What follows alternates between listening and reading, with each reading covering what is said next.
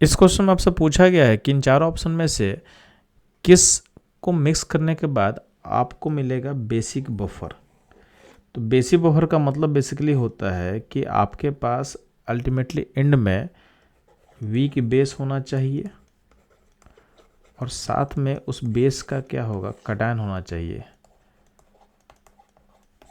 तो अगर आपका सिस्टम ये अगर प्रोड्यूस हो रहा है तो ये बेसिक बफर कहलाएगा। तो ध्यान देंगे, पहले वाले केस में क्या 100 ml ऑफ 0.1 मोल HCl में 10 मिलीमोल होगा HCl जो कि स्ट्रॉन्ग एसिड है, और 10 मिलीमोल होगा NaOH जो कि स्ट्रॉन्ग बेस है। दोनों आपस में क्या करेगा, मिक्स होकर न्यूट्रलाइज कर लेगा, तो ये बफर नहीं बनेगा। ठीक। सेकंड वाले केस में क्या 50 ml ऑफ 0.1 मोलर NaOH जो कि स्ट्रॉन्ग बेस है, तो ये 5 मिलीमोल होगा स्ट्रॉन्ग बेस का, और यहाँ पे वीक एसिड है, ये हो जाएगा 2.5 मिलीमोल। तो अल्टीमेटली न्यूट्रलाइजेशन के बाद स्ट्रॉन्ग बेस बचा सिस्टम में, तो स्ट्रॉन्ग बेस तो बचना नहीं चाहिए, सिस्टम में बचना चाहिए वीक बेस, तो बी ऑप्शन बी बफर नहीं बनेगा। ठीक।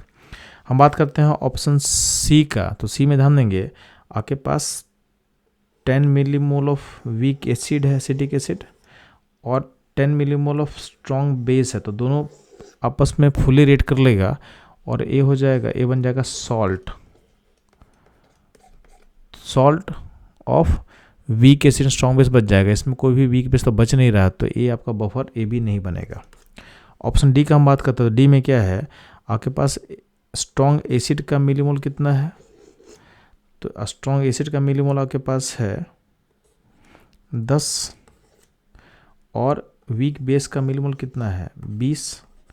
रिएक्शन के बाद एसिड पूरा कंज्यूम हो जाएगा, तो आपके पास सॉल्ट बनेगा NH4Cl का 10 मिलीमोल, और बेस जो है NH4OH है वो बच जाएगा 10 मिलीमोल। तो बेस वीक बेस आपके पास सिस्टम में है, और वीक बेस का जो कटायन है NH4Cl में आपके पास NH4 प्लस मिल जाएगा, यानी उसका कटायन भी मौजूद है 10 मिलीमोल।